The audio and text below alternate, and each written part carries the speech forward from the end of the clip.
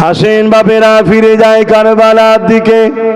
ইমামে হুসাইন পাক কারবালার ময়দানে যখন গেলেন, হুজুর আমার লড়াই করতে যায়নি গো, পরিবার বাচ্চা সন্তানদের ঘরে নিয়ে কুফার মানুষদের দাওয়াতে যেতেছিলেন, কিন্তু হুরকে দিয়ে ইমামে হুসাইন পাককে রুখে দেওয়া হলো। এ যুবকেরা, তরুণেরা, বাপেরা, 9 মুহররমের দিন ছিল। ইমামে হুসাইন পাক এমন করে তাদেরকে বুঝাতে লাগলো, আমরা তো তোমাদের বিরুদ্ধে আসিনি, আমরা তো আমাদের রাস্তায় যেতে লেগেছি, কিন্তু তোমরা আমার রাস্তা কেন আটকে দিলে? ওই হুর বলতে লাগলো, এ আহলে রাসূল, আমার উপরে বড় চাপ রয়েছে, আমি সৈন্যদেরকে সরিয়ে দিচ্ছি, আপনি আবার পুনরায় মক্কায় ফিরে যান। একটা দরদ কিন্তু হুর দেখতে ছিল। হযরত ইমামে হুসাইন হুজুরকে, হযরত ইমামে হাসান হুজুরকে আল্লাহ নবী বড় আদর করতেন, বড় পিয়ার করতেন। এ নওজওয়ানেরা, 1 তারিখে ইমামে হাসান হুসাইন আল্লাহ নবী খাতুনে জান্নাতের ঘরে গেছে, বেটির ঘরে গেছে। হাসান হুসাইনকে নিয়ে আল্লাহ নবী বড় আদর করতে লেগেছে। আর হযরত খাতুনে জান্নাত তিনি রান্নার কাজে ব্যস্ত রয়েছে। আল্লাহ নবী নিজের নওয়াসাদের নিয়ে আদর করছে।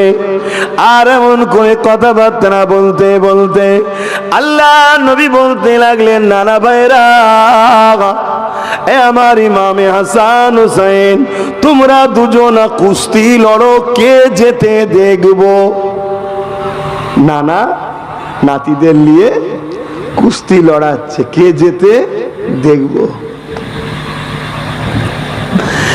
এ নওজওয়ান তরুণেরা, আর এই কুস্তি যখন লড়াই শুরু হয়েছে, আল্লাহ নবী জবান থেকে বারবার বলতে লেগেছে, এ হাসান হোসাইনের পা ধরো, হোসাইনকে এইভাবে ধরো। নানা রকম ডিরেকশন দিচ্ছে, পরামর্শ দিচ্ছে। আর নবী পাকের কথার আওয়াজটা ওই রান্নার ঘরে আল্লাহ নবীর কলিজার টুকরি বেটি খাতুনে জান্নাতের কানে যাচ্ছে। ওই সময় বারবার তিনি শুনছে, আব্বাজান তিনি হাসানের পক্ষ নিয়েছে। বারবার বারবার হাসানকে বারবার পরামর্শ দিতে লেগেছে। এই জন্য রান্নার ঘর থেকে খাতুনে জান্নাত বলতে লেগেছে, আব্বাজান প্রতিটা মানুষ তো ছোটদের সাথ নাই, আপনি কেন হাসানের বড় সাথ নিয়েছেন? আল্লাহ নবী বলতে লেগেছে, এ আমার কলিজার টুকরি ফাতেমা, এদিকে আসো, দেখতে পাবে আমি রাসূলুল্লাহ দোনো জাহানের বাদশাহ, আমি তোমার সন্তান, আমার নওয়াসা ইমামে হাসানের সাথ দিয়েছি। আর অপর দিকে হোসাইনের দিকে মালায়েকাদের সরদার হযরতে জিবরাইল সাথ দিচ্ছে। আরো জোরে বলুন সুবহান। ইয়া রাসূলুল্লাহ, আল্লাহ আল্লাহ, রাসূলের বেটি নাপাক হয়নি, রক্ত বাহির হয়নি, ওই অবস্থায় নামাজের টাইমে নামাজও আদায় করেছে। জোরে বলুন সুবহানাল্লাহ। আল্লাহু আকবার। আল্লাহ জান্নাতের দুটো ফুল দিয়েছে, এ হাসান নাম আর হোসাইন নাম। ইমাম হাসান পাক আর হোসাইন পাক হুজুরের আগে পৃথিবীতে কারো ছিল না। এই দুটো নামকে আল্লাহ জান্নাতের পর্দার মধ্যে ঢেকে রেখেছিল ইমাম হাসান হোসাইনের জন্য। এই দুটো বাচ্চা আসার পর আল্লাহ স্পেশাল ওই দুটো নাম পাঠিয়েছে। তারপর থেকে আমরা যারা তাদেরকে ভালোবাসি, আমরা আমাদেরও বাচ্চাদেরকে তিনাদের অনুসরণ করে নাম দিই। কিন্তু পৃথিবীর ইতিহাসে হাসান আর হোসাইন এই দুই নাম ইমাম পাকদের আগে ছিল না। জোরে বলুন সুবহানাল্লাহ। বাচ্চা দুটোর মর্যাদা বুঝতে পারছেন? হ্যাঁ,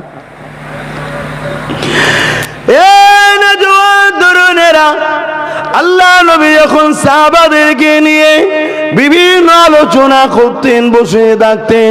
ওই সাহাবাদের সুরাত ধরে হযরতে দাইয়া কালবি বলে একটা সাহাবী ছিলেন, তেনার সুরাত ধরে একদিন নবী পাকের দরবারেতে হযরতে জিবরাইল আলাইহিস সালাম চলে আসলেন।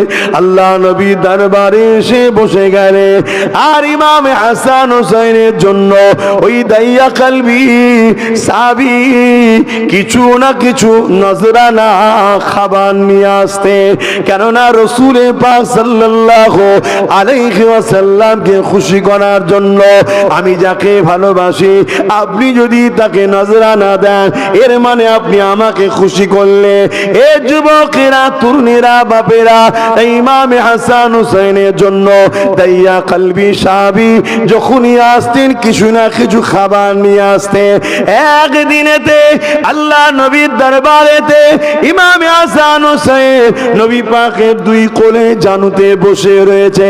এদিকে দাইয়া কালবি সাহাবী সূরা ধরে হযরতে জিবরাইল আলাইহিস সালাম আসতে লেগেছে। আর ইমাম হাসান হুসাইন প্রতিদিনের ন্যায় দাইয়া কালবি যখনই আসে, নানা জানের কোল থেকে উঠে গিয়ে দাইয়া কালবি সাহাবীর কোলে বসে যায়। কেন দাইয়া কালবি সাহাবী তখন খাবার দেয়। এ যুবকেরা, তরুণেরা, বাপেরা, এদিকে জিবরাইল আলাইহিস সালাম এসেছে। দাইয়া কালবি সাহাবী সূরাটা ধরে ইমাম হাসান হোসেন প্রতিদিনের ন্যায় উঠে গিয়ে দাইয়া কালবি সাহাবী মনে করে জিবরাইলের কোলে দুজনে দুদিকে যে বসে গেছে। কিন্তু জিবরাইল আলাইহিস সালাম তো জানে না খাবার দিতে হয়, তাই তিনি আদর করতে লেগেছে, বড় আদর করতে লেগেছে।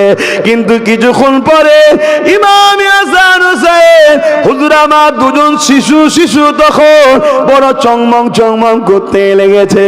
আল্লাহ নবীকে জিজ্ঞাসা বলতে লাগলেন, ইয়া রাসূলুল্লাহ, হাবিবাল্লাহ, বিয়াদবি মাফ করবে, আমার দ্বারা কি কোনো গুস্তাখি হয়ে গেল নাকি? ইমাম হাসান হোসেন বড় জন বেচैन হতে লেগেছে। আল্লাহ নবী বলতে লাগলে, এ জিবরাইল, তুমি যে আমার সাহাবী দাইয়া কালবি সূরাত ধরে এসেছো, আমার দাইয়া কালবি যখনই আসে এই আমার নওয়াজা দুটোর জন্য খাবার নিয়ে আসে, আজকে তুমি খাবার দিচ্ছ না। তাই তারা বড় চিন্তা করতে লাগলো কি ব্যাপার হয়েছে। হযরতে জিবরাইল আলাইহিস সালাম বললে, হুজুর একটুখানি ইজাজত দেন, চলে চোখের পলক পড়তে লাগবে না, আমি জান্নাত থেকে বাচ্চা দুটোর জন্য খাবার নিয়ে আসবো।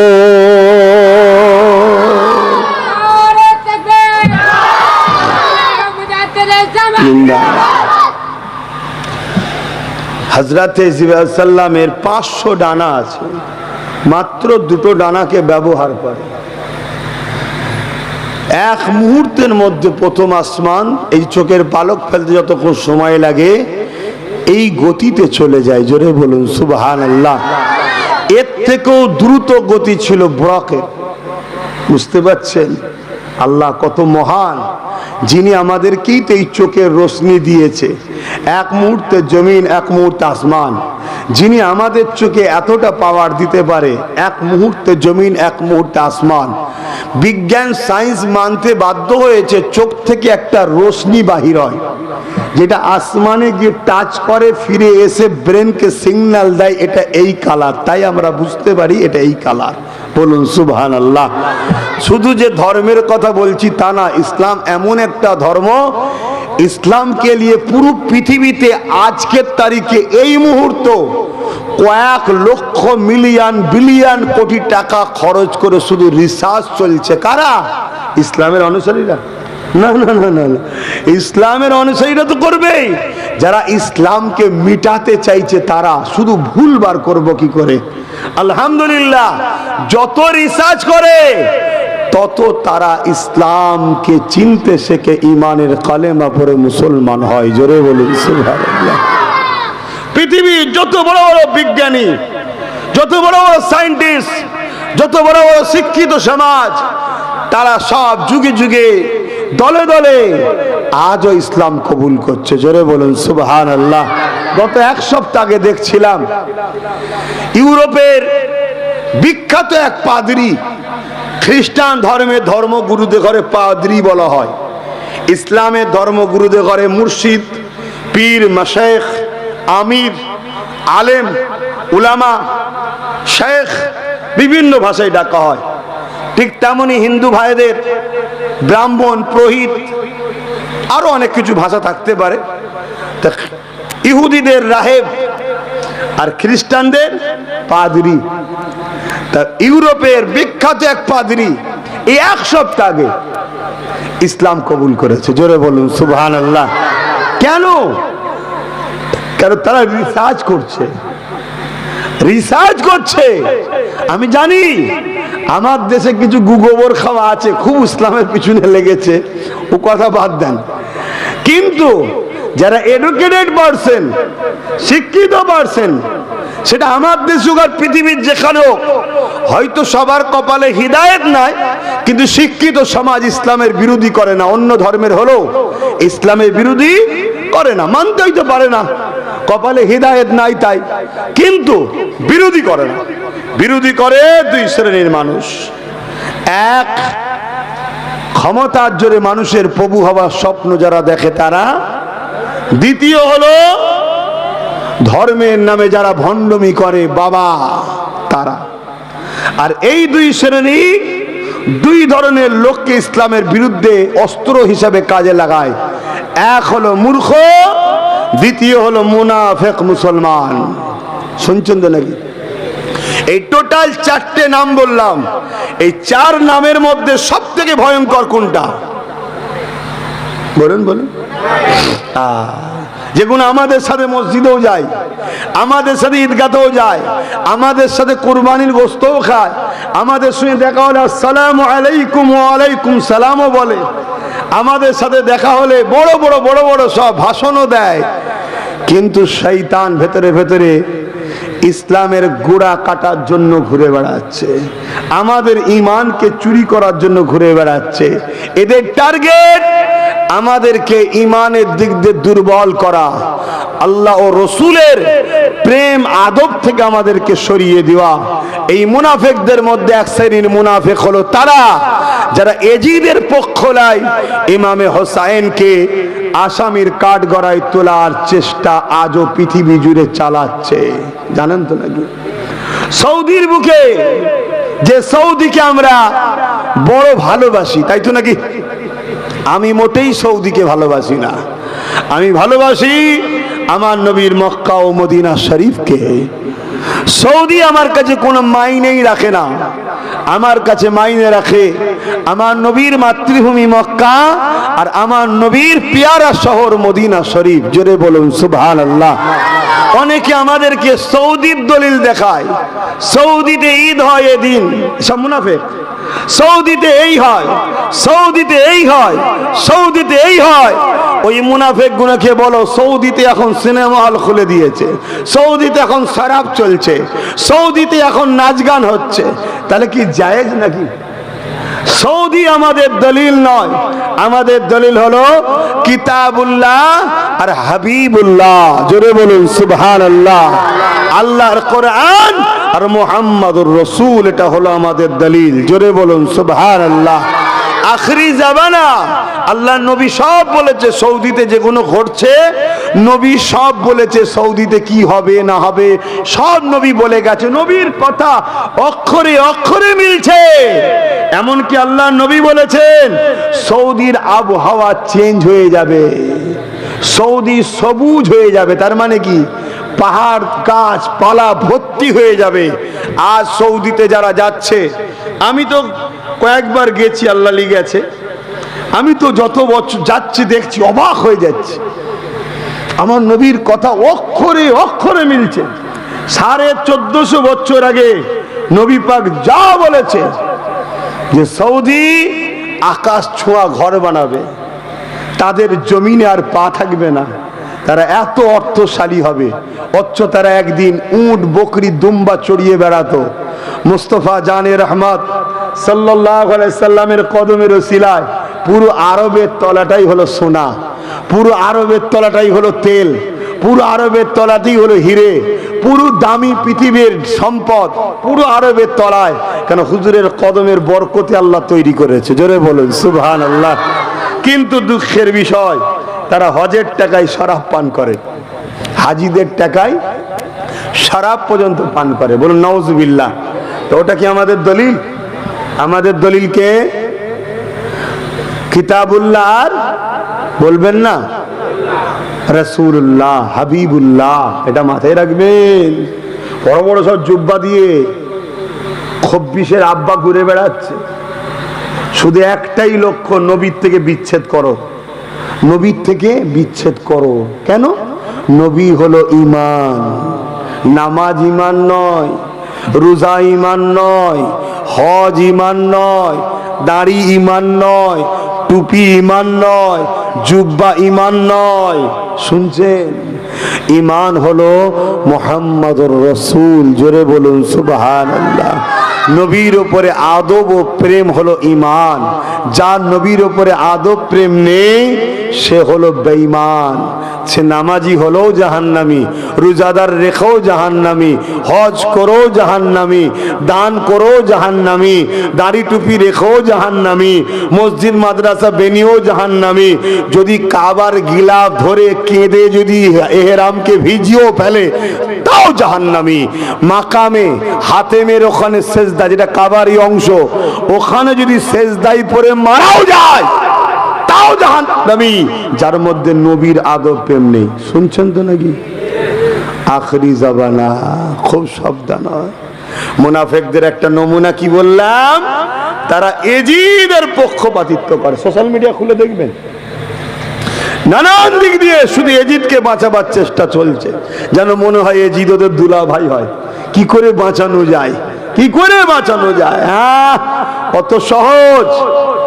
আল্লাহ নবী বলছেন, আমার শহর মদিনার উপরে কেউ যদি, এই দলিলগুলো মনে রাখবেন, বুখারীর হাদিস, আমার শহর মদিনার উপরে কেউ যদি হামলা করার ইরাদা করে, হামলা করে না, ইরাদা নিয়ত করেছে মদিনায় হামলা করব, আল্লাহ নবী বলছেন আল্লাহ তাকে জাহান্নামে এইভাবে গলাবে যেমন সীসা আগুনে দিলে গলে। কেন? মদিনাকে রসুল ভালোবাসে তাই। নবীর ভালোবাসার শহরে হামলা করেনি, ইরাদা করেছে, আল্লাহ তাকে ওইভাবে জাহান্নামে দিয়ে গলাবে। তো নবী বলছে হাসান হোসেন আমার থেকে, আমি রসুল হাসান হোসেনের থেকে, যারা হাসান হোসেনের উপরে মহব্বত রাখলো তারা আমি রসুল আমার উপরে মহব্বত রাখলো, যারা হাসান হোসেনের উপরে বুকস রাখলো, দুশ্মনী রাখলো, তারা আমি রসুল আমার উপরে দুশ্মনী রাখলো। আয় আল্লাহ, যারা আমার উপরে দুশ্মনী রাখে তুমি তাদের উপরে দুশ্মনী রাখো। জোরে বলুন সুবহানাল্লাহ। শুনছেন তো নাকি? এখানে উচিত নাউজুবিল্লাহ বলা, কিন্তু আমি সুবহানাল্লাহ বললাম এ কারণে যে হাসান হোসেনের মাকাম কত, সম্মান কত, সেই হাসান হোসেনের পক্ষ নিতে পারেনি, শুধু ঘুরিয়ে ফিরিয়ে এজিদকে বাঁচাবার চেষ্টা করছে। কি গো, আপনারা এজিদি না হোসাইনি? আজও মুসলমানের মধ্যে দুটো কোয়ালিটি আছে না? না, কারবালা ইমামে হোসাইনের বিরুদ্ধে অস্ত্র ধরেছিল কারা? কি গো, ইহুদিরা ধরেছিল। বলবেন তো? ইহুদিরা ধরেছিল, খ্রিস্টানরা, হিন্দুরা, এই আদিবাসীরা, দলিতরা, এসসি এসটিরা হোসেন হুজুরের বিরুদ্ধে তরোয়াল ধরেছিল নাকি? কারবালায় কারা ধরেছিল? বলেন বলেন বলেন। তরুণেরা, 9 মুহররম ইমাম হোসেন পাক কুফার দাওয়াতে যাচ্ছিলেন। হুজুর আমার 9 মুহররমেতে এজিদ বাহিনী এমন করে খুর বলে একজনের নেতৃত্বে 1000 সৈন্য পাঠিয়ে দিল। ওই সৈন্য বাহিনী সবাই ছিল মুসলমান, সবাই কলেমা পড়তো লা ইলাহা ইল্লাল্লাহ মুহাম্মাদুর রাসূলুল্লাহ। তারা এমন করে দেখা যায় ওই কারবালাতে এসে করে ইমামে হোসাইন পাককে আটকে দিলে, এই ইমামে হোসাইন পাক আগে যাওয়া হবে না, আপনাকে বন্দি করে নিয়ে যাওয়া হবে, এমন করে এজিদের পক্ষ থেকে খবর আছে। ইমামে হোসাইন পাক বলতে লেগেছে, তোমরা জবানে যার কলেমা পড়ো তিনি হলেন আমার নানা জান, তোমরা কোন মুখে বলো আমি হোসাইনকে বন্দি করবে? ওই সৈন্য দলের মধ্যে যিনি কমান্ডার ছিলেন, সিপাহসালার ছিলেন, তিনি হলেন হযরতে খু। তিনার মধ্যে আগে থেকে নবী ও আলে রাসূলদের প্রেম ছিল, কিন্তু তিনি রাজার হুকুমে এজিদ তখন জোর করে ক্ষমতায় বসেছিল। জানেন তো নাকি 1-1.5-2 ঘন্টায় আর পুরো কথা বলা যায়, এজন্য মেন জায়গাগুলো বলছি। জানেন তো নাকি মুসলমান যদি কারবালা না জানো, এ মুসলমান থাকার থেকে মুদির হাতে মরে যাওয়াই ভালো। এমনি মারছে নাকি আমাদের ঘরে? এটা আমাদের পাওনা, আমাদের পাওনা ওর দ্বারা আল্লাহ দিচ্ছে। খোদার বিনা হুকুম ছাড়া গাছের পাতা লড়তে পারে? হ্যাঁ বলেন, খোদার বিনা হুকুম ছাড়া আকাশ থেকে 1 ফোঁটা পানি পড়তে পারে?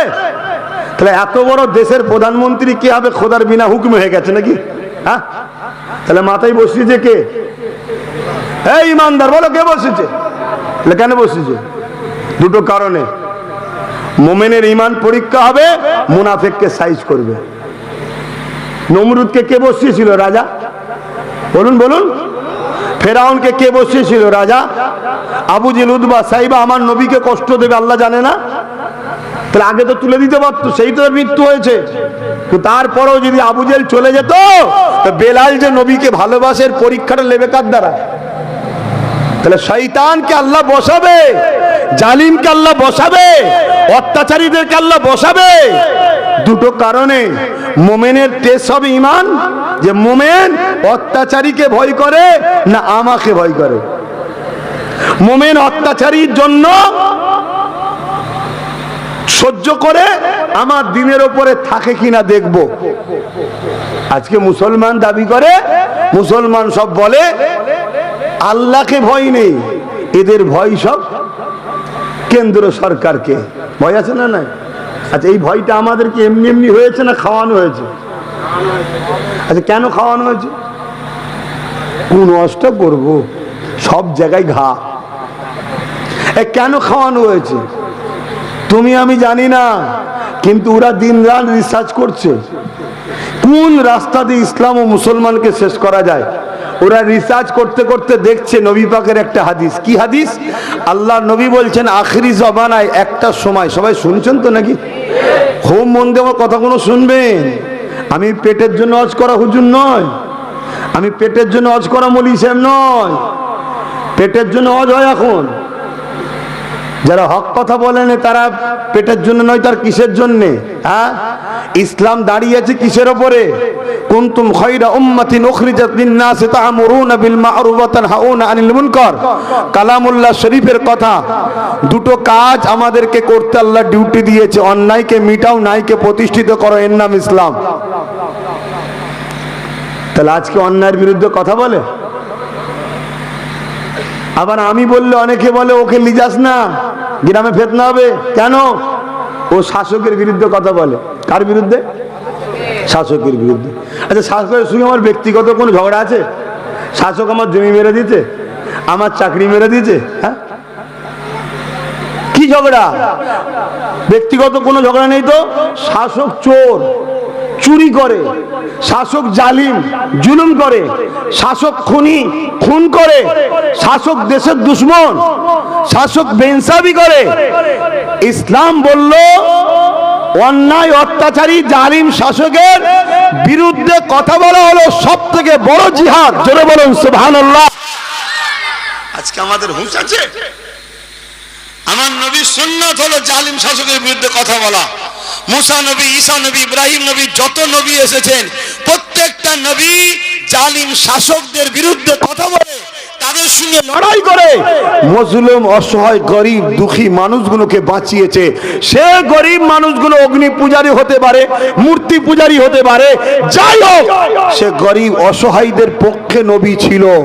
প্রত্যেকটা নবী, আমার নবী যখন মক্কায় এসে আবু জেহেলের জুলুমের বিরুদ্ধে কথা বলেছিল, তখন মক্কায় কেউ আল্লাহ মাননেওয়ালা ছিল নাকি? সব তো 360টা নকল খোদা মূর্তির উপাসনা করত। জানেন না? জানেন না? আল্লাহ নবী তাদের হয়ে জালিমের বিরুদ্ধে কথা বলেছে। তারা আমার রসুলের উপরে ফিদা হয়েছে, আমার নবীর কাছে যে বসেছে।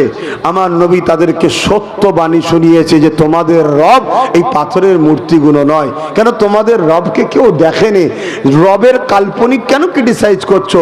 আর রব তো একজন, তোমরা এতগুলো করেছো কেন? রবের মা করেছো, বাপ করেছো, বোন করেছো, বোনাই করেছো, শালা করেছো, শালি করেছো, এত গোষ্ঠী তৈরি করেছো কেন? তোমাদের প্রভু তো একজন। যিনি এক রব, জোরে বলুন সুবহানাল্লাহ। তিনি যুগে যুগে আওতার, মেসেঞ্জার, পয়গম্বর, নবী রাসূল পাঠিয়েছে। তিনি আমাকেই পাঠিয়েছেন আখেরি মেসেঞ্জার করে। লোকের আমার নবীর হক বাণীর উপরে তারা আগেকারের কিতাবকে মিলিয়ে দলে দলে দলে দলে আমার নবীর হাতে হাত দিয়ে ইসলামকে কবুল করছে। জোরে বলুন সুবহানাল্লাহ। নবী পাক সাল্লাল্লাহু আলাইহি ওয়াসাল্লাম, বাবা তুই কি করছিস? আবার কি হলো তোর আবার হঠাৎ করে? জ্বালাসনি না, এমনি জ্বলে জ্বলে মরে যাচ্ছি। এসেছিস ভালোবেসে, একটু বস ভাই। শুনছেন তো নাকি? তাহলে কিয়ামতের দিন দুই দল লোক জাহান্নামে যাবে। কদল লোক? এক দল হলো পাপ করার জন্য জাহান্নামে যাবে, আর এক দল লোক পাপের বিরোধী না করার জন্য জাহান্নামে যাবে। শুনছেন? তাহলে পেটের জন্য আজ করতে এসছি নাকি যে খাওয়া হয়নি? এমনি তো জলসা কমিটি আগে তাবারুক পেটিয়ে দিয়েছে, খেয়ে নিয়েছি। শুনছেন তো নাকি? দাদা কাজ মিটে গেছে, যে পেটের জন্য ব্যাপার ছিল, ভাই পেট মিটে গেছে, আর যাবো না, যা। খুব ভালো করে বোঝেন, শরিয়াতকে জানেন। যদি না জানেন আল্লাহ সাহায্য পাবেন না। আমাদের নাম্বার 1 দুশ্মন হলো দাড়ি টুপি রাখালে মুনাফেক, আলেম উলামা, ইমাম, পীর, পীরজাদা, যারা মুনাফেক। মুনাফেক চেনার একটা নমুনা বলে যাচ্ছি। জালিম শাসকদের সঙ্গে মুনাফেকদের সম্পর্ক গভীর হবে। আর হক্কানি উলামাদের একটা নমুনা বলে যাচ্ছি। হক্কানি উলামাদের সঙ্গে যুগে যুগে জালিম শাসকদের সঙ্গে টক্কর ছিল। ইমামে আজমকে দেখুন, ইমামে মালিক হুজুরকে দেখুন, সুফিয়ান সাউরিকে দেখুন, ইমাম বুখারীকে দেখুন, আমার গরিবের নওয়াজকে দেখুন, মুজাদ্দিদ আলপে সানিকে দেখুন। হতবাগ আকবরের সঙ্গে টক্কর ছিল। এটা হলো হক্কানি উলামাদের একটা বৈশিষ্ট্য। তারা জালিম শাসকের সঙ্গে তাদের বন্ধুত্ব হবে না। শুনছেন তো নাকি? হ্যাঁ বাপ, জানো দলিল কোনো পীর সাহেব নয়, দলিল কোনো পীরজাদা নয়, দলিল কোনো ইমাম মুফতি মাওলানা নয়। দলিল আল্লাহর কিতাব কোরআন আর আল্লাহর বন্ধু মুহাম্মদ রাসূল। জোরে বলুন সুবহানাল্লাহ। এই ছাঁচের উপরে ফেলতে হবে, না হয় সব বেকার। আরো একটা কথা বলে যাচ্ছি, যারা দেখবেন আপনাদের ঘরে নবীর সঙ্গে জুড়তে চাইছে, কার সঙ্গে? জোরে বলুন। নবীর সাথে জুড়তে চাইছে, জানবেন এ উলামা হলো হক। এটা নমুনা বলে যাচ্ছে। কিছু উলামা আছে আমাদের ঘরে আল্লাহর সঙ্গে জুড়তে চায়, নবীর থেকে বাদ দিতে চায়। এ হক নয়, এ হক নয়। আপনি বলবেন কি বলছেন হুজুর, আল্লাহর সঙ্গে জুড়লে সমস্যা কি? আরে ও শয়তানকে অধিকারটা দিল কে আল্লাহর সঙ্গে জুড়ার? আল্লাহর সঙ্গে জুড়বে একমাত্র আমিন আল্লাহ। জোরে বলুন সুবহানাল্লাহ। এ পাওয়ার আল্লাহ আমিন আল্লাহকে দিয়েছে। হাবিব, আপনি আমাকে যত চেনেন, আপনি আমাকে দেখেছেন, আপনি আমার সাথে বান্দাকে জুড়বেন, বান্দা আপনার কাছে আসবে, আপনি বান্দাকে আমার সাথে জুড়বেন। যে নবীর সাথে জুড়েছে আল্লাহ তাকে নিজের করে নিয়েছে। জোরে বলুন সুবহানাল্লাহ। আর যে নবীর সাথে জুড়তে পারেনি সেই তো সেই তো আবু লাহাব হয়েছে। কথা শুনছেন না শোনেননি? অতএব নবীর সাথে যে জুড়তে চাইছে জানবেন এ হলো হক উলামা। করতে হক। কোরআনও ঠিক এটাই আমাদেরকে শিক্ষা দিয়েছে। আর নবী পাক সাল্লাল্লাহু আলাইহি ওয়াসাল্লামের সঙ্গে যেই জুড়বে সেই হযরতে আবু বকর সিদ্দিক হবে, ওমর ফারুক হবে, উসমান গনি হবে, সুলতানে হিন্দ হবে, মুজাদ্দিদ জামান হবে, সেজো হুজুর পীর কেবলা হবে। এই যে পাশে রয়েছেন উনার সাহেব যদি আবুল ফারাক সিদ্দিকী হবে। কথা বুঝে আসছে তো? হ্যাঁ, এরা নবীর সঙ্গে জুড়েছে, আর নবী ইনাদেরকে আল্লাহর সঙ্গে জুড়ে দিয়েছে। জোরে বলুন সুবহানাল্লাহ। নবীর সুন্নাত, নবীর আদর্শ, নবীর লাইফটাই তো হলো কোরআন শরীফ। জোরে বলুন সুবহানাল্লাহ। কানা খুলুকুল্লাহুল কোরআন। আম্মা জান আয়েশা হুজুর বলছে আমার নবীর লাইফ স্টাইলই হলো কোরআন। জোরে বলুন সুবহানাল্লাহ। আজ আমাদেরকে একদল গাদ্দার বেরিয়েছে, তাদেরকে দাসুরাতে সকলে হুবাহু মুসলমান লাগে। একটা নমুনা বলে যে কারবালার দিকে যাব, ওই নমুনাটা একটু মন দিয়ে শোনে। এ যুবকেরা, এমন করে আল্লাহ নবীর হাতে হাত দিয়ে হযরত আবু বকর সিদ্দিক তিনার নাম, আরো একজন নবী পাকের হাতে হাত দিলে নাম তার আব্দুল্লাহ ইবনে উবাই। এ যুবকেরা, আমার নবী পাকের হাতে হাত দুজনেই দিয়েছে। আমার নবী ইমামতি করে, আবু বকর সিদ্দিক নবী পাককে ইক্তেদা করে নামাজ পড়ে, আব্দুল্লাহ ইবনে উবাইও নামাজ পড়ে। ভাই মন দিয়ে শুনবেন তো নাকি? কারণ আমি আপনাদের বাঁচাতে চাইছি। তিনটে মানুষ বলছি, মন দিয়ে শুনুন। নাম্বার 1, দাড়ি, টুপি, নামাজ, রোজা, হজ, যাকাত, দান, খায়রাত, পাক পবিত্র, হক হারাম হালাল সব বেঁচে চলে, ইমানও আছে। আর একটা লোক দাড়ি, টুপি, নামাজ, রোজা এসব দিক দিয়ে চেষ্টা করে, কিন্তু গন্ডগোল আছে, কিন্তু ইমান আছে। আর একটা লোক দাড়ি, টুপি, নামাজ, রোজা, হজ, যাকাত, হক হালাল পাক নাপাক সব একদম নিখুঁত ভাবে মেনে চলে, কিন্তু নবীর প্রেম ও আদব নেই, ইমান নেই। এই যে 3 নম্বর লোকটা বললাম, এ জাহান্নামে ঢুকবে, আর জীবনে বেরোবে না। আর প্রথম যে লোকটার নাম বললাম, এ বেহিসাব জান্নাতে যাবে। জোরে বলুন সুবহানাল্লাহ। কেন? এর দুটো জিনিসই আছে, ইমানও আছে, আমলও আছে। 100 নম্বর পেয়েছে, একদম সেঞ্চুরি, চিন্তা নেই। আর দ্বিতীয় যে ফেল করেনি, কোনো রকম মার্কস পেয়ে পাস করে গেছে, যদিও ধরা পড়ে কিয়ামতের দিন পাপগুলোর জন্য আসামি হিসাবে জেল খাটবে, জাহান্নাম, ঈমান থাকার জন্য একদিন না একদিন জান্নাত যাবেই। জোরে বলুন সুবহানাল্লাহ। তাই একটু বুঝাচ্ছি, কারণ আমাদের চরম দুশ্মন এখন টার্গেট শুধু আমাদেরকে বেঈমান বানাও। কেন? আমাদের কাছে এমন একটা পাওয়ার আছে, যে পাওয়ারটার নাম ঈমান। এ পাওয়ার যতদিন আছে, পৃথিবীর যত সুপার পাওয়ার আমেরিকা হোক না কেন, আর যত দাদাই থাকুক না কেন, আমাদেরকে মিটাতে কোনো বাপের বেটা পারবে না। জোরে বললেন না সুবহানাল্লাহ? আরো জোরে বলুন না সুবহানাল্লাহ। কেন? 1000 বার নয়, অনেকবারই চেষ্টা হয়েছে, কয়েক হাজার বার চেষ্টা হয়েছে আমাদেরকে নির্মূল করে দেওয়ার জন্য।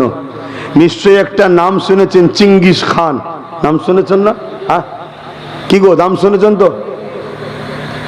পুরো মুসলমানদের রক্ততে দাজলা নদীটাকে লাল করে এত মেরেছে। কোন কোন রায়াতের মধ্যে আছে 1 লক্ষর উপরে শুধু উলামাকে মেরেছে, কয়েক কোটি মুসলমানকে মেরেছে, পুরো দাজলা নদীকে লাল করে দিয়েছে। টার্গেট ছিল ইসলাম আর মুসলমান রাখবো না। সে চিঙ্গিস খানের কি খবর এখন আছে? তার ছেলে বলে নাতিপুতার খবর আছে? কথা বলুন, কথা বলুন। অথচ মোহাম্মদ রসুলের রুহানি বাচ্চা এবং তার খানদানের বাচ্চা এই পৃথিবীতে ছড়িয়ে আছে। জোরে বলুন সুবহানাল্লাহ। ইসলাম মিটাতে পেরেছে? কোন শক্তিতে জিতছে এরা? হালাকু খান নাম শুনেছেন? হালাকু খান এই মুসলমানদের মাথার এই কল্লাগুলোকে কেটেছে, কেটে ধরটা ফেলে দিয়েছে, খুলিগুলো দিয়ে সাজিয়ে সাজিয়ে সাজিয়ে সাজিয়ে বিশাল বিশাল রাজপ্রাসাদ তৈরি করেছে। তাহলে কত মুসলমান মেরেছে বলেন তো? সে মিটে গেছে, মুসলমান মিটেছে?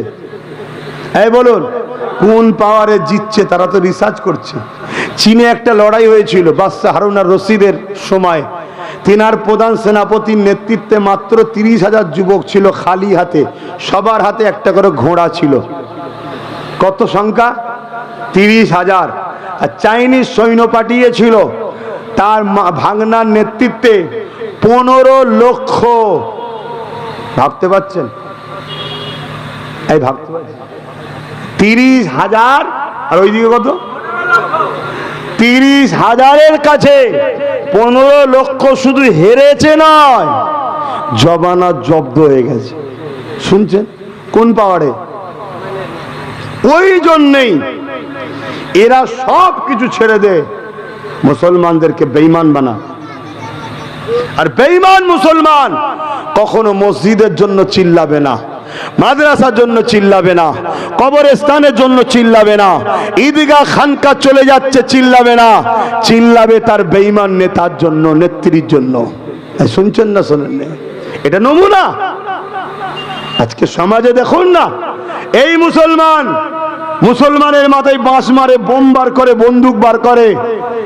এই তো 4 দিন আগে 9 বছরে একটা তামান্না নামে ফুটফুটে বাচ্চাকে এই তো মুসলমানরাই তো তার বেঈমান নেত্রীর জন্য বোম মেরে মেরে ফেললো। আজ পর্যন্ত তার নেত্রীর মুখে কোনো কথা আছে? এক কথা বলে, কথা আছে? কেন? আমার কওমের মধ্যে গাদ্দার ভরে গেছে, গাদ্দার ভরে গেছে আমার কওমের মধ্যে। এই গাদ্দার গুলোকে আমাদের চিনতে হবে। গাদ্দার যদি চিনতে না পারি, এই গাদ্দাররা আমাদের ঘরে কিন্তু ঘিচ্ছে, মনে রাখবে আমরা শেষ হয়ে যাব। আল্লাহ আমাদেরকে মুনাফিক চিনার তৌফিক দিক, বলুন আল্লাহুম্মা আমিন। তো ভাইয়ের আমার, আরে বাবা বস না, তুই তো এলি অনেকক্ষণ পরে, তুই নিজেকে খুব চালাক মনে করছিস, তুই নিজেকে খুব চালাক মনে করছিস, ওখানে দেরি দেরি মোবাইলে কাজ চালাচ্ছিস। বস, শুনছেন তো নাকি? অতএব এই জন্য আমি বারবার বলছি, প্রকাশ্য দুশ্মন যত বড়ই শক্তিশালী হোক না কেন, সে আমাদের ক্ষতি করতে পারবে না। গোপন দুশ্মন আমাদেরকে ক্ষতি করে দেবে। তাহলে আমরা বেঁচে থাকবো, টিকে থাকবো, কামিয়াবি হব কিসের জোরে? জোরে বলুন, ইমানের জোরে। হারাম খাদ্য খেয়ে ইমান থাকে? হারাম খাদ্য খেলে ইমান থাকবে? আর যেখানে সেরেক হয়, সেরেক যুক্ত খাবার খেলে? বলুন বলুন। আজকে প্রকাশ্য দুশ্মন হলো কেন্দ্রের সরকার, বিজেপি। আমাদের দুশ্মন না দুশ্মন নয়? একটু জোরে বলেন, ভয় লাগছে কথা বলতে? প্রকাশ্য দুশ্মন। আমরা চিনি না, তাই তাকে আমরা পাত্তাও দিই না, তাকে আমরা কোন রকম গুরুত্ব দিই না, ঠিক না বেঠিক? কিন্তু আমাদের বন্ধু সেজে দুশ্মন দেখুন রাজ্য সরকার। তাই রেশনের মাধ্যম দিয়ে, যেটা ইসলামের ধর্মে খাওয়া হারাম, সেরেক যুক্ত মন্দিরের খাবার আমাদের বাড়ি বাড়ি ঢুকাচ্ছে। কেন? খা, বেঈমান হ, বেঈমান হলে তোরা আমার হয়ে কাজ করবি, তোদের চোখের সামনে মসজিদ মাদ্রাসা লেলাবো, তোরা কিছু করতে পারবি না, ভাই ভাই মারপিট করবি। আর না হয় নবী বংশের আওলাদকে মুসলমানরা গাল দেয়, ওর দলের লোক দেয় না? দেয় না? সব হারামখোর বেঈমান হয়ে গেছে। ওই সব গু গোবর খাইয়েছে, খাইয়ে শেষ করে দিয়েছে। শুনছেন না? শুনেন না? হয় নবী বলছে, আমার খানদানকে কেউ যদি ছোট বড় কথা বলো, সে মুনাফিক। তারপরে তুই বলিস কি করে? হ্যাঁ, তুই তো বলতে পারিস যে আমার তোমায় ভালো লাগে, আমি তোমার সাথে আছি, কিন্তু না বাবা, আমার নবী বংশের বাচ্চার বিরুদ্ধে আমি বলতে পারবো না। কেন? রাজনীতি দুদিনের, আজ আছি কাল মরে যাব। কি আপনার দরকার বলকে যান, আমার ধর্মে নিষেধ আছে, আমি বলতে পারবো না। কিন্তু না, ও জানে যদি আমি এ কথা না বলি, আমাকে এক্ষুনি ধল থেকে ঘাড়ে লাথি মেরে বার করে দেবে। আর শয়তান সামান্য পদের জন্য হুঁশ নাই, নবী বংশের আওলাদদের সমালোচনা করছে। কথা মাথায় ঢুকছে না? ঢোকে না? তোর ভালো না লাগে দূরে সরে জানা। আজকে কি পরিকল্পনা চলছে, এটা কথাই এলো তাই বলছি। সেরেক যুক্ত দূরের কথা, যেখানে গান বাজনা বাজে, ওই মেলার খাদ্য খাওয়া হালাল না হারাম? একটু জোরে বলছেন না? হারাম।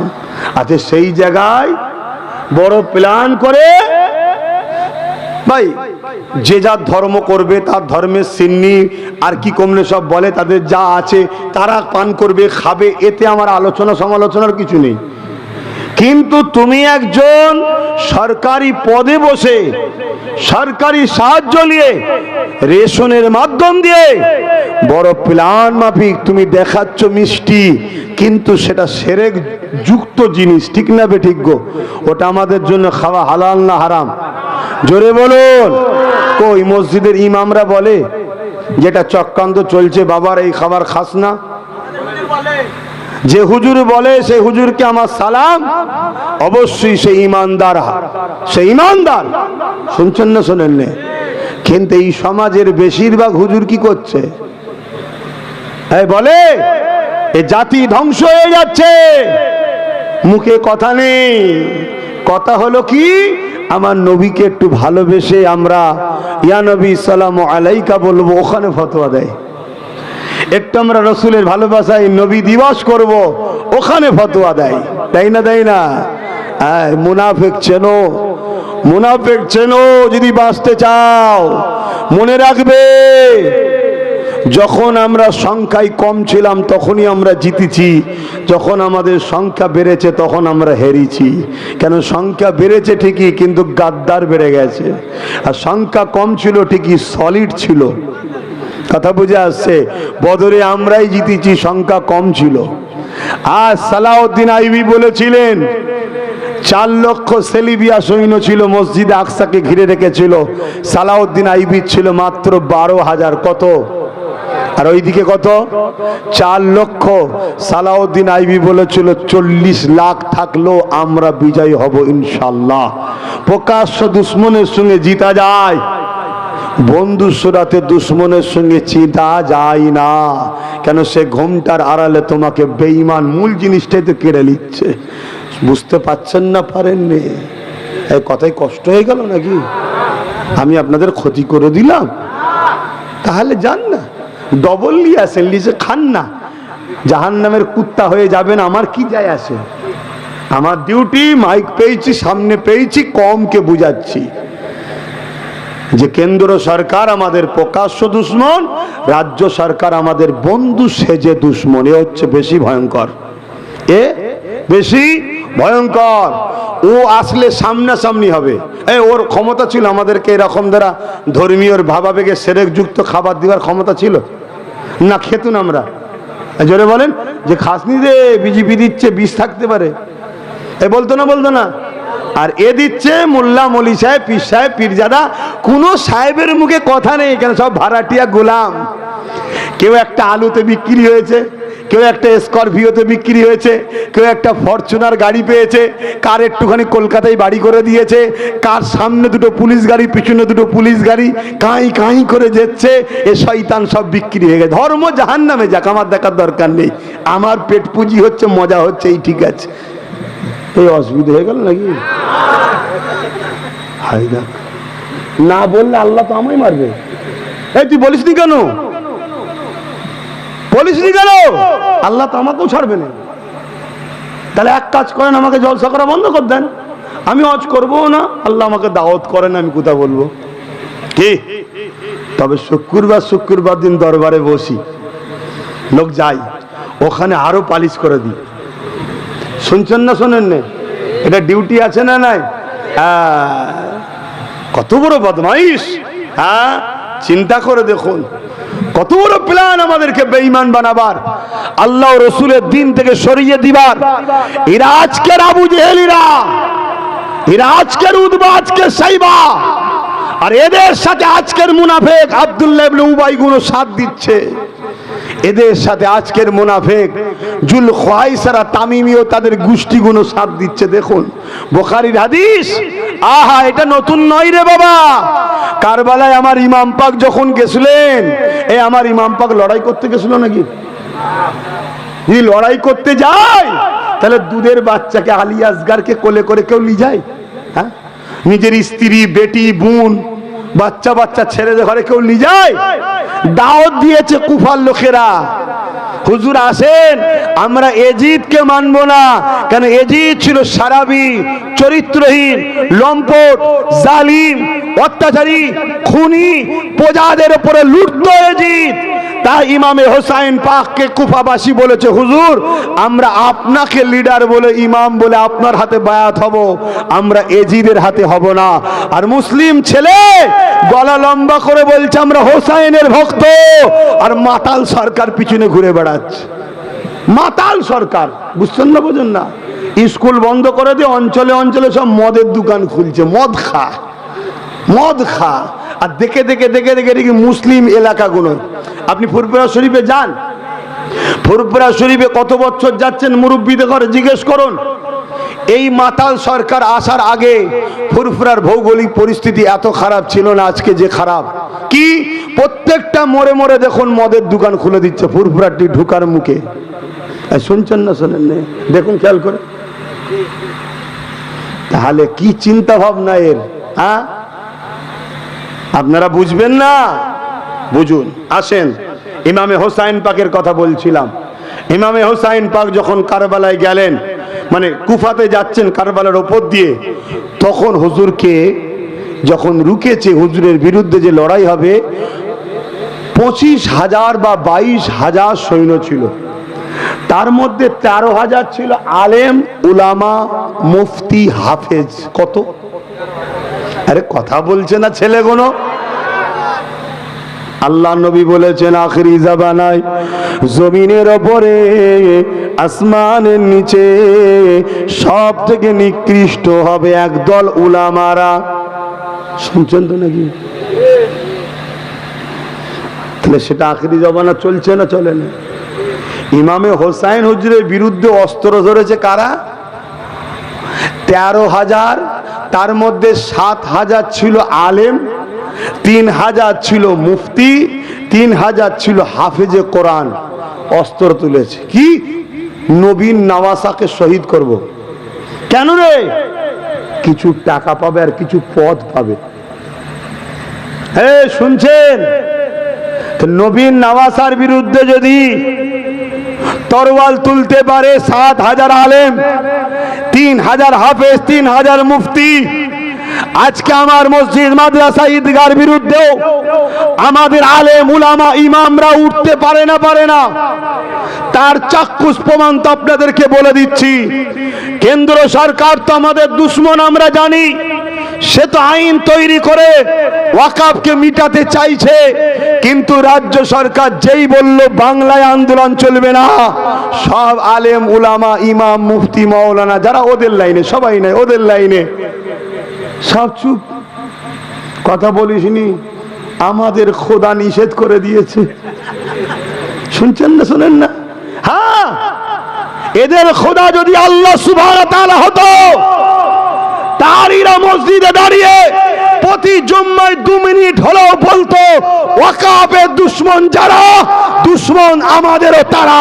সে কেন্দ্র সরকার হোক রাজ্য সরকার হোক, এদের বিরুদ্ধে যুদ্ধ করতে হবে, লড়াই করতে হবে। এটা এরা 2 মিনিট হলেও বলতো ঈদগাহ মসজিদে দাঁড়িয়ে। কি বলতো না বলতো?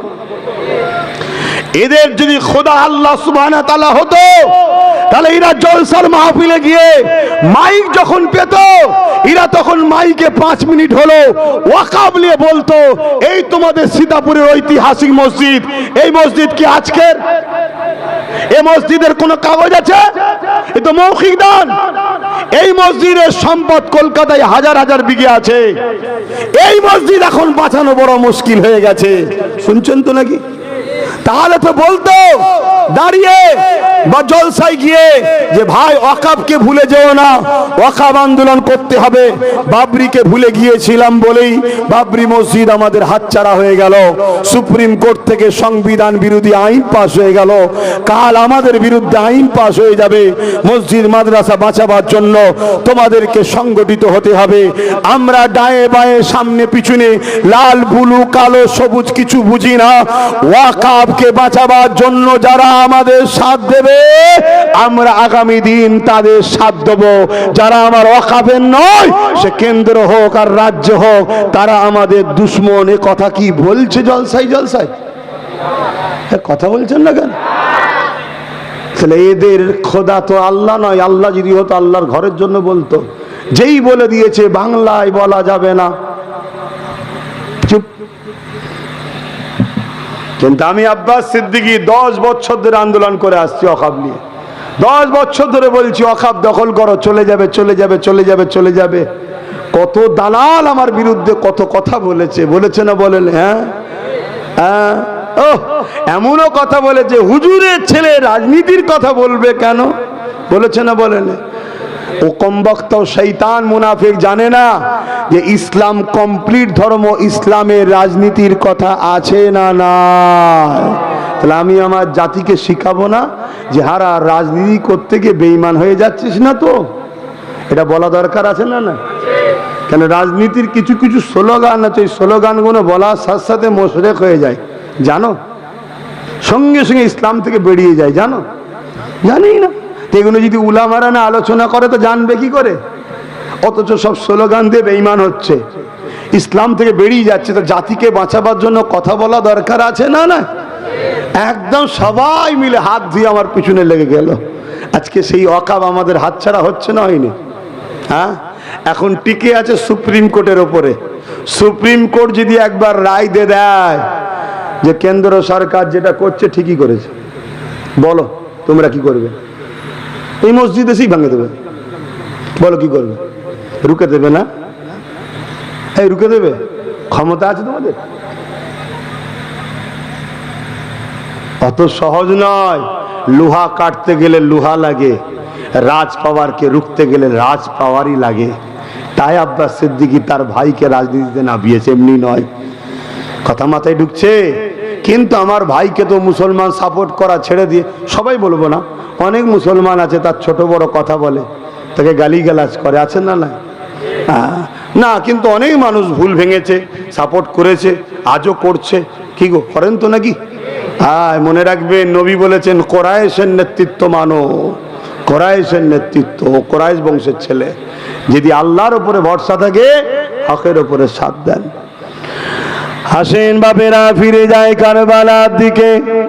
ইমামে হুসাইন পাক কারবালার ময়দানে যখন গেলেন, হুজুর আমার লড়াই করতে যায়নি গো, পরিবার বাচ্চা সন্তানদের ঘরে নিয়ে কুফার মানুষদের দাওয়াতে যেতেছিলেন। কিন্তু হুরকে দিয়ে ইমামে হুসাইন পাককে রুখে দেওয়া হলো। এ যুবকেরা, তরুণেরা, বাপেরা, 9 মুহররমের দিন ছিল। ইমামে হুসাইন পাক এমন করে তাদেরকে বুঝাতে লাগলো, আমরা তো তোমাদের বিরুদ্ধে আসিনি, আমরা তো আমাদের রাস্তায় যেতে লেগেছি, কিন্তু তোমরা আমার রাস্তা কেন আটকে দিলে? ওই হুর বলতে লাগলো, এ আহলে রাসূল, আমার উপরে বড় চাপ রয়েছে, আমি সৈন্যদেরকে সরিয়ে দিচ্ছি, আপনি আবার পুনরায় মক্কায় ফিরে যান। একটা দরদ কিন্তু হুর দেখতে ছিল, আর এই দরদেই কিন্তু হুরের কপালও খুলেছিল, জানেন তো নাকি? এজিদ বাহিনী থেকে একটাই লোক ফিরে এসেছিল জান্নাতি দলে, সেটা হলো হযরতে হুর। তিনি এসে 180 জন এজিদ বাহিনীর কুকুরকে মেরে জাহান্নামে পাঠিয়েছিল। তারপরে হুজুর শহীদ হয়ে আল্লাহ জান্নাতে গিয়েছিলেন। জোরে বলুন সুবহানাল্লাহ। আরে পাখা কোন দিকে? আমি তো ঘুমিয়ে যাচ্ছি এবারে।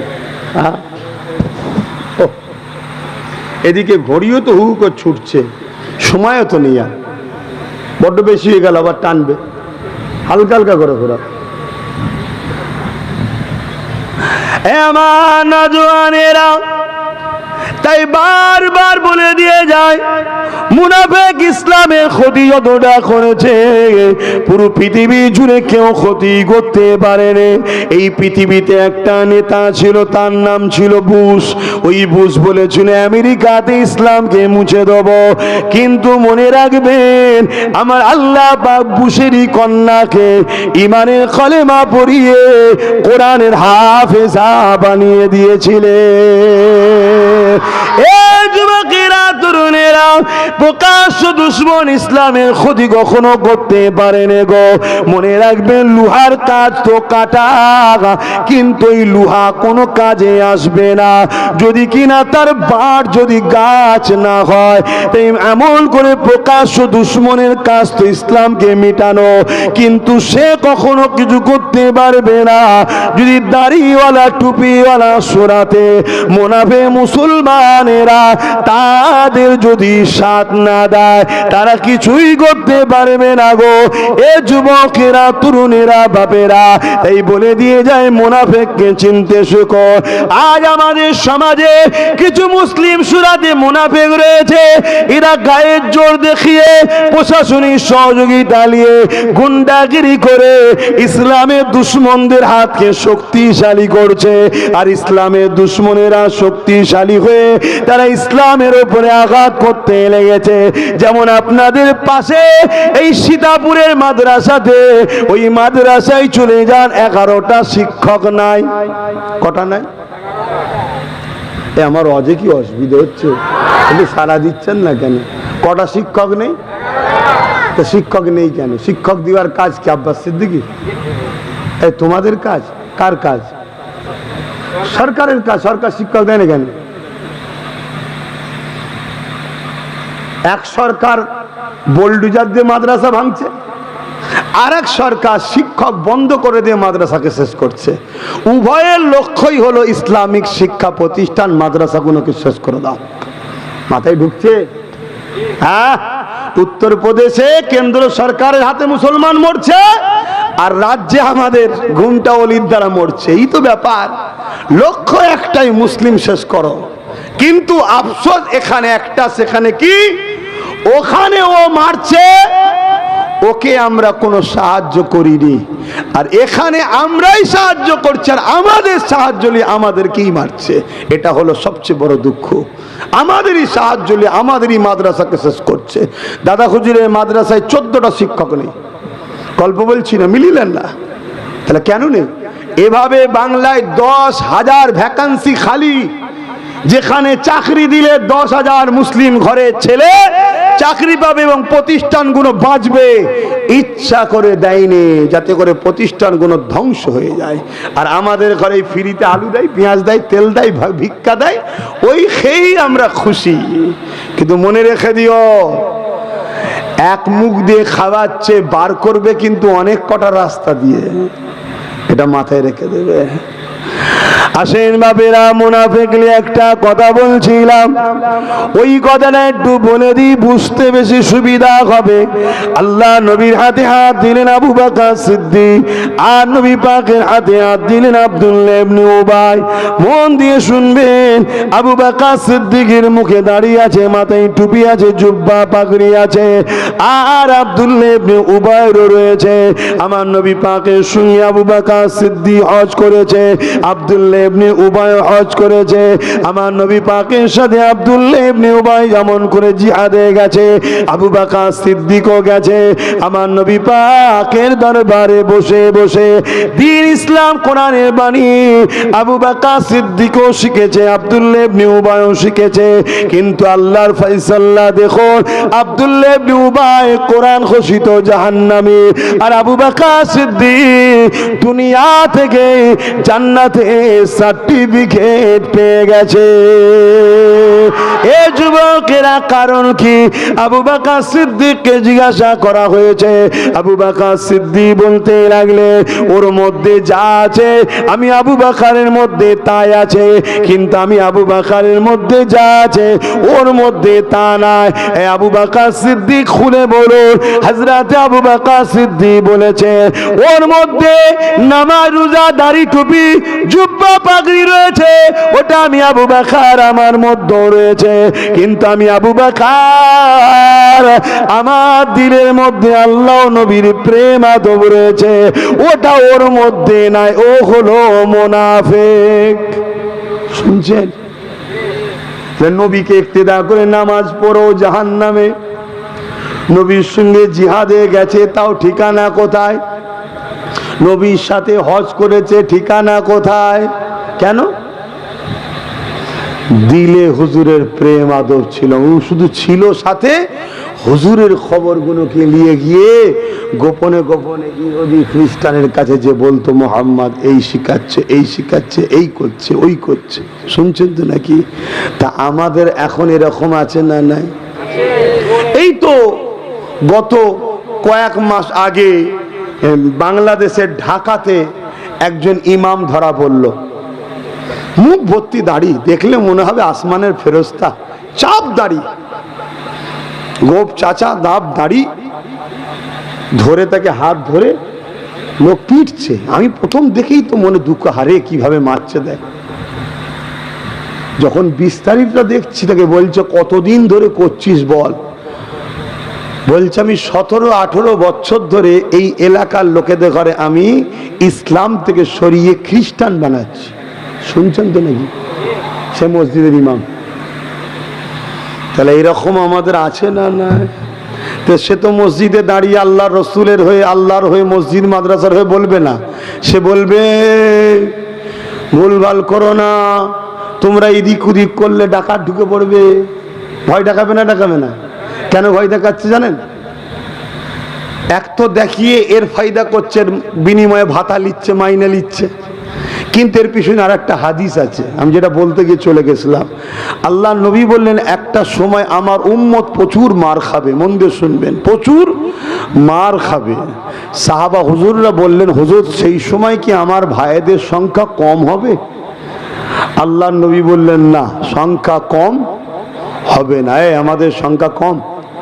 হ্যাঁ, 2011 বাংলায় সেন্সাস ছিল 33%। মুসলমানদের কি ছেলে হওয়া বন্ধ হয়ে গেছে নাকি? হ্যাঁ, ইহুদি যেমন ইসরায়েলে ছেলে হওয়া বন্ধ হয়ে গেছে, জানেন তো নাকি? হ্যাঁ, আর ওই বিষয়ে বলার সময় নেই। তাহলে 2011 যদি 33% হয়, তাহলে এতদিনে একটাও হয়নি নাকি? হ্যাঁ, কথা বলছে না তো। তাহলে রাসূলুল্লাহর কথা হলো সংখ্যা কম হবে না, সংখ্যা বেশি হবে। তারপরে সাহাবারা জিজ্ঞেস করছেন হুজুর মার খাবে কেন? আল্লাহ নবী বললেন তাদের মধ্যে দুটো খসলো ঢুকে যাবে। কটা বলবো? গায়ে লাগছে। নাম্বার 1, তারা আল্লাহর ভয় ছেড়ে দিয়ে মৃত্যুকে ও দুনিয়ার জালিম শাসকদের ঘরে ভয় করবে। শুনছেন? তাহলে প্রতিটা মসজিদ, কম বেশি প্রতিটা নয়, মসজিদ থেকেই তো আমাদের অন্তরে আল্লাহর ভয় বার করে কেন্দ্র সরকারের ভয় ঢুকানো হচ্ছে না? হয়নি? এর মধ্যে একটা প্ল্যান আছে না? নাই? আরে আসবে তো একদিন, আজ না হয় কাল। দিল্লিতেও দীর্ঘ বছর ছিল অন্য সরকার, সরাতে পারছিল না। লাস্টে কেজরিওয়ালকে আনা হলো, তাকে সরিয়ে দিয়ে বিজেপি ঢুকে গেল। এখানেও ছিল অন্য সরকার, আসতে কোনোভাবে পাচ্ছিল না, এনাকে দিয়ে জায়গা তৈরি করা হচ্ছে, ঢুকবে তো বটেই। কিন্তু তার আগে আমাদের মূলটা শেষ করছি কোথায়? আমাদেরই উলামারা আমাদের অন্তরে ভয় ঢুকাচ্ছে। কি? জালিম শাসকের ভয়, মৃত্যুর ভয়। আমার নবীর হাদিস মিলছে না মেলেনে? দ্বিতীয় নম্বর, নবী বললেন তারা লুবি হয়ে যাবে। লুবি, লালসা, লুবি হয়ে যাবে। আমরা লুবি হয়েছি না হয়নি? হ্যাঁ, বলুন বলুন বলুন। হ্যাঁ, পেট ভর্তি করে খেয়ে বেরিয়েছে, তারপরেও যদি বেরিয়ে বলে কোথায় যাচ্ছি রে? এই তো দাদা একটু বাজারে যাচ্ছে, এদিকে এদিকে বস। বসিয়ে মরা মুরগির বিরিয়ানি খেয়ে দিল, গপ গপ খেলি না। করে না? করে না মুসলমান? তাহলে শেষ করছে আমাদের ঘরে। আমি এসেছি বাঁচাবার চেষ্টায়। যেদিন আপনাদের মনে হবে যে আব্বাস সিদ্দিকীর কথা ভালো লাগছে না, ওপেন বলে যাচ্ছি, দাওয়াত করবেন না।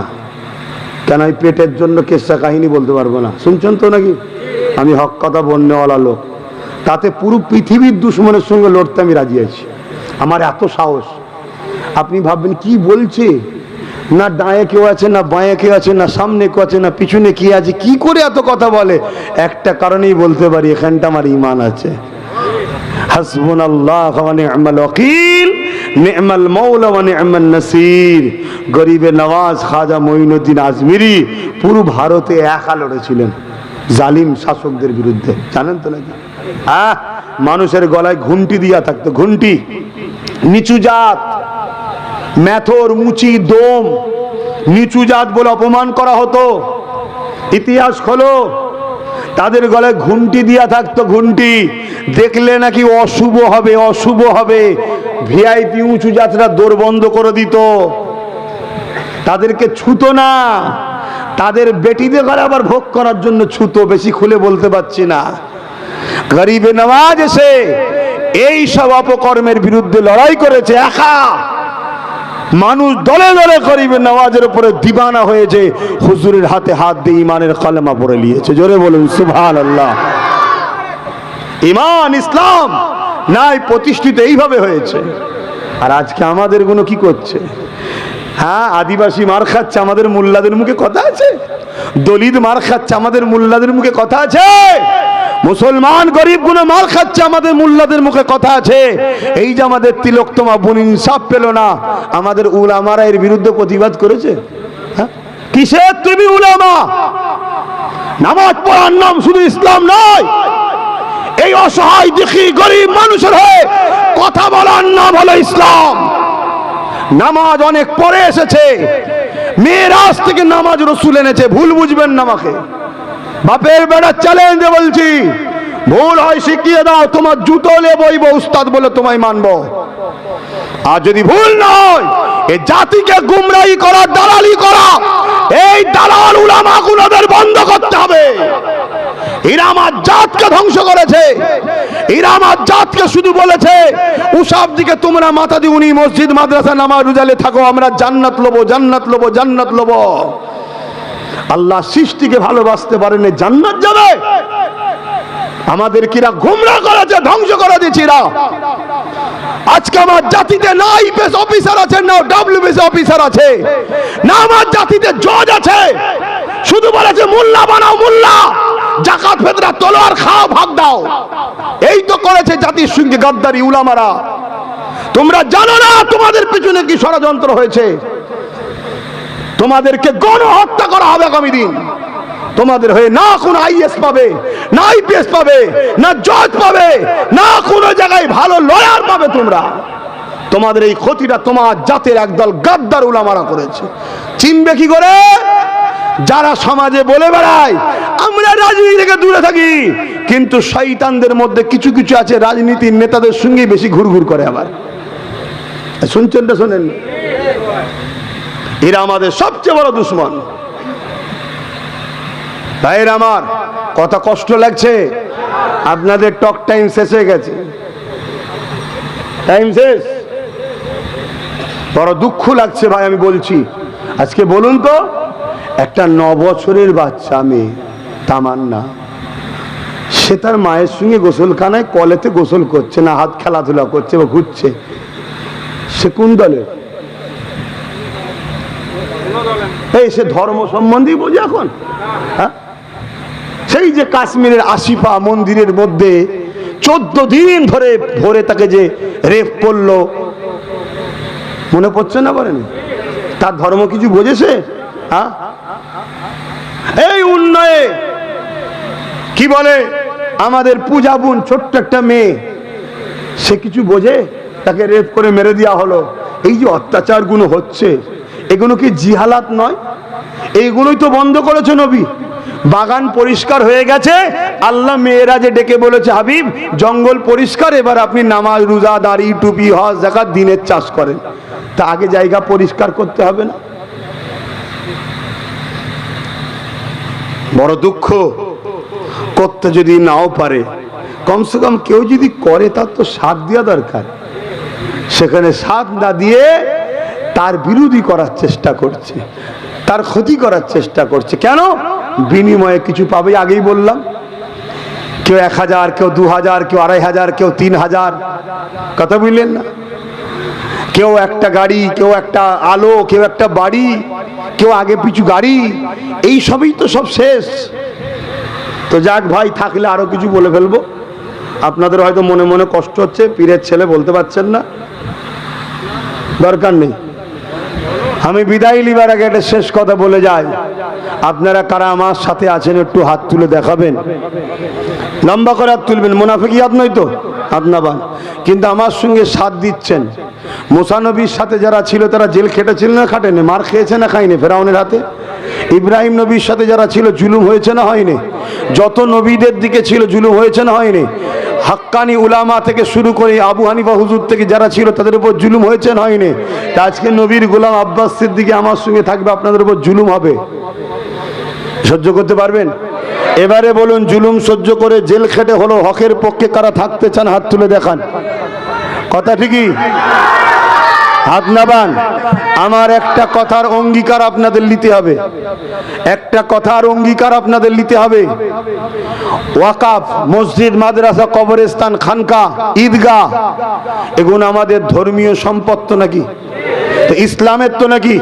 কেন্দ্র সরকার যদি রাজ ক্ষমতার জোরে এই সম্পদকে মিটিয়ে দিতে চায়, এর বিরুদ্ধে আমাদের লড়াই দরকার আছে না নাই? ইসলাম বলছে অন্যায় দেখলে হাত দিয়ে রোখো। ইসলাম বলছে অন্যায় দেখলে হাত দিয়ে রোখো। যদি হাতে ক্ষমতা না থাকে মুখ দিয়ে প্রতিবাদ করো, যদি মুখে না থাকে অন্তর থেকে ঘৃণা করো। আজকে কেন্দ্র সরকার যে কালা কানুন করছে, এটা নাই না অন্যায়? তাহলে ইসলাম বলছে এই অন্যায়ের বিরুদ্ধে হাত দিয়ে রোখো।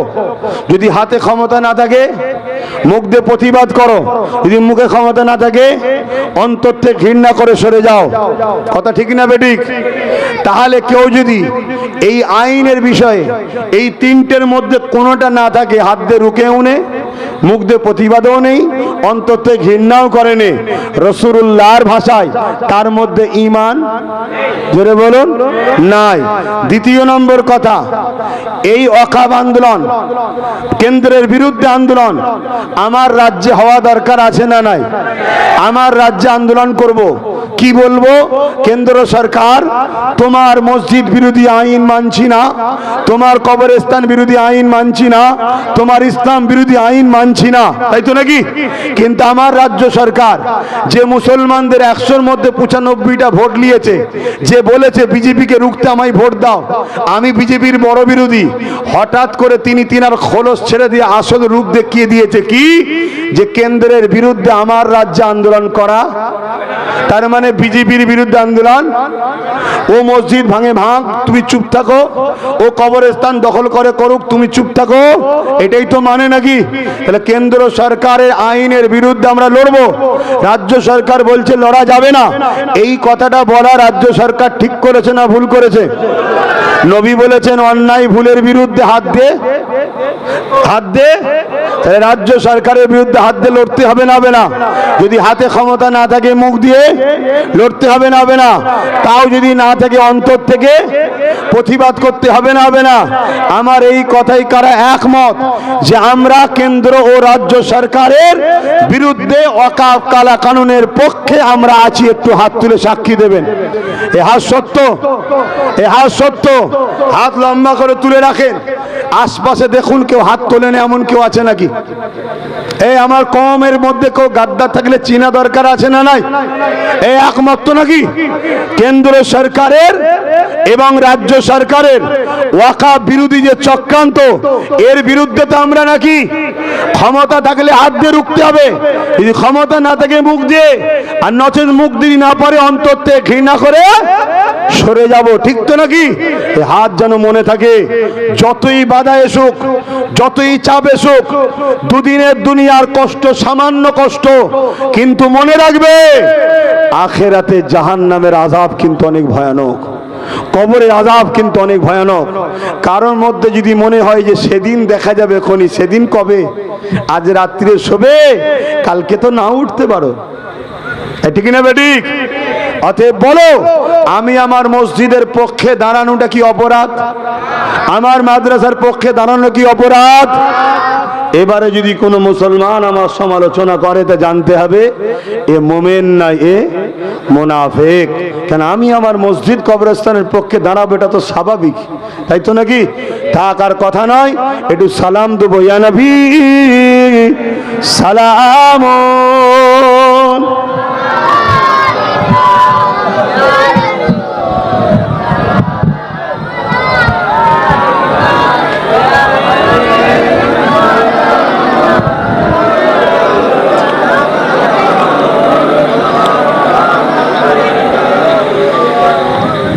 ভাই দাঁড়িয়ে তো পড়লাম, আর একটা কথা জিজ্ঞেস করে নি, আমি যদি এই ওয়াকফ কালা কানুনের বিরুদ্ধে, কেন্দ্র সরকারের এই চক্রান্তের বিরুদ্ধে এবং সংবিধান বাঁচাবার লক্ষ্যে ও আমাদের অধিকার পাওয়ার লক্ষ্যে যদি আমি ব্যারিকেডে ডাকি, আমার ডাকে আপনারা নিজেদের খরচে সাড়া দিতে পারবেন? নিজেদের গাড়ি ভাড়া করে যেতে হবে, একটু সময় বার করে যাওয়া যাবে? কারা পারবেন একটু হাত তুলে দেখান না। আমি ডেট ঘোষণা দেবো, এখনো ঘোষণা দিইনি, আগে হাত তুলে মাপছি। কেন ব্যারিকেড যখন করব 2-5 লক্ষ লোক হলে ক্ষতি হবে। 2-5 লক্ষ লোক হলে ক্ষতি হবে। কার ক্ষতি? আমার না, ওয়াকাফের ক্ষতি হবে, যেদের মুসলমানরাও মনে হয় চাই না, ঠিক না বেটি? সেই জায়গাটায় যদি কমসে কম 25-30 লক্ষ লোক হয় তবে কিন্তু দিল্লি পর্যন্ত লড়ে যাবে। আর আমাদেরকেও যারা মিটাতে চাইছে, মাঝে মাঝে সেনা আমরা দেখাই না, হ্যাঁ মাঝে মাঝে দেখা, পাকিস্তান দেখছিস ঝাড়বো উড়ে চলে যাবি, দেখাতে হয়, ঠিক তো নাকি? তো মাঝে মাঝে আমাদেরও দেশের মধ্যে কিছু গাদ্দার আছে না নাই, এদেরকেও দেখাবার জন্য আমাদেরকেও মাঝে মাঝে একবার এক হওয়া দেখা দরকার, কি গো, তাই তো নাকি?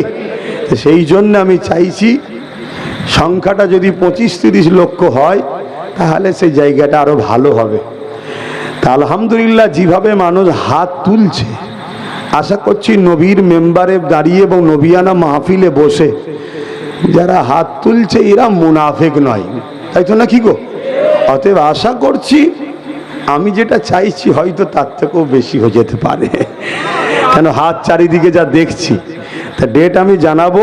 আমি প্রতি শুক্রবার দিন সন্ধ্যে 7টায় আমি লাইভে আসি। আমার একটা পেজ আছে, পীরজাদা এমডি আব্বাস সিদ্দিকী আল কোরাইশি অফিসিয়াল, এবং ইউটিউব PABS একটা ইউটিউব চ্যানেল আছে। ওই চ্যানেলে আমি প্রতি শুক্রবার দিন সন্ধ্যে 7টায় লাইভ আসি। যেমন আগামীকালকে আসবো, মানুষ প্রশ্ন করে আমি উত্তর দিই। ওই চ্যানেলে আপনারাও সবাই দেখবেন, চ্যানেলটাকে ফলো করবেন, আপনারাও প্রশ্ন থাকলে করবেন, আমি উত্তর দেবো। এবং ওই চ্যানেল থেকেই ঘোষণা দেবো আমি ডেট হয়ে যাবার পর। কথা মাথায় শুনছেন?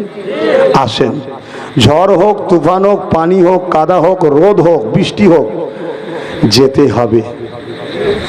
সাথ দেবেন তো? আবার একবার বলুন না, দেবেন তো? আল্লাহ কবুল করেন। নারে তাকবীর, নারী দিবে ইয়া নবী সালাম,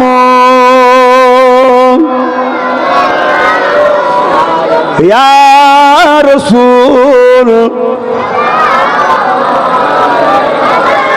ইয়া হাবিব সালাম।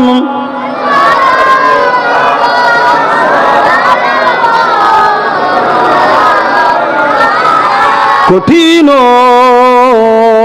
হাসরের দিনে কি আছে মোদের কপালে, গুনাহগার উম্মাহ আতো আপনার লইবেন সঙ্গে মাশরে, নবী সালাম, ইয়া রাসূল,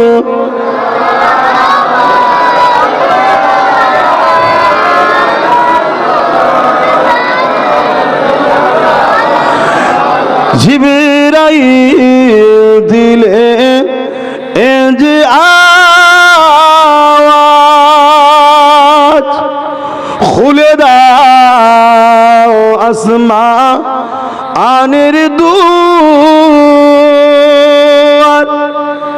এসেছে নবী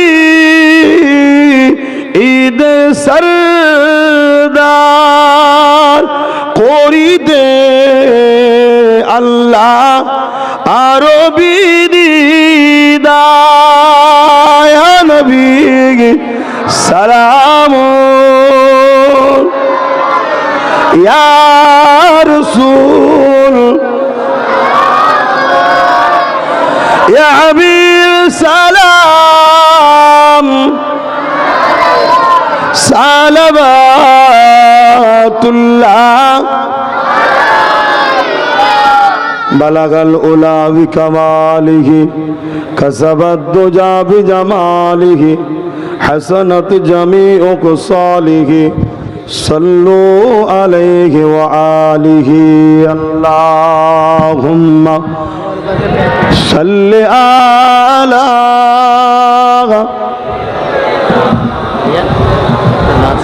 मौलाना मुहम्मद वाला आले।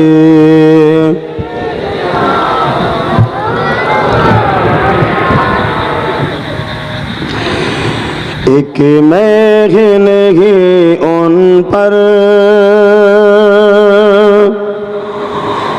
कुर्बान जमाना है, एक महने उन पर कुर्बान जमाना है, एक महने उन पर कुर्बान जमाना है, कि महने उन पर कुर्बान जमाना है, जो रब्बे दो आलम का महबूब गाना है।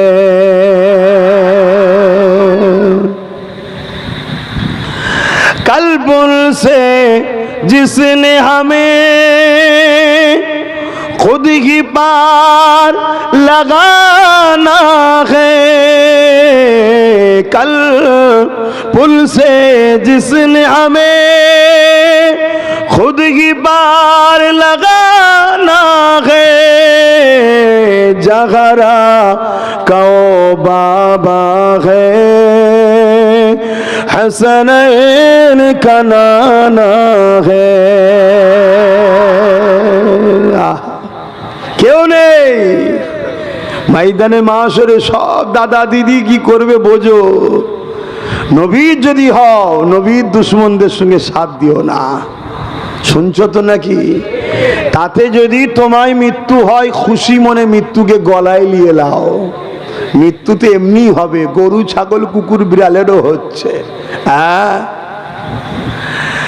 कल्बुल से जिसने हमें खुद ही पार लगाना है, जगरा का बाबा है, हसनैन का नाना है, एक महने उन पर कुर्बान ज़माना है। अल्लाहुम्मा सल्ली अला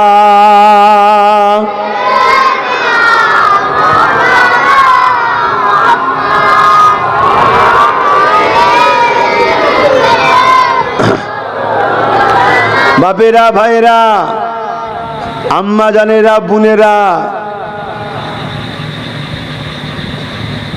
আপনারা আমার সাথে সাথ দেন, দেবেন তো? তার জন্য একটা পরিচয়ও দরকার আছে না নাই? সাথে আছেন না নাই?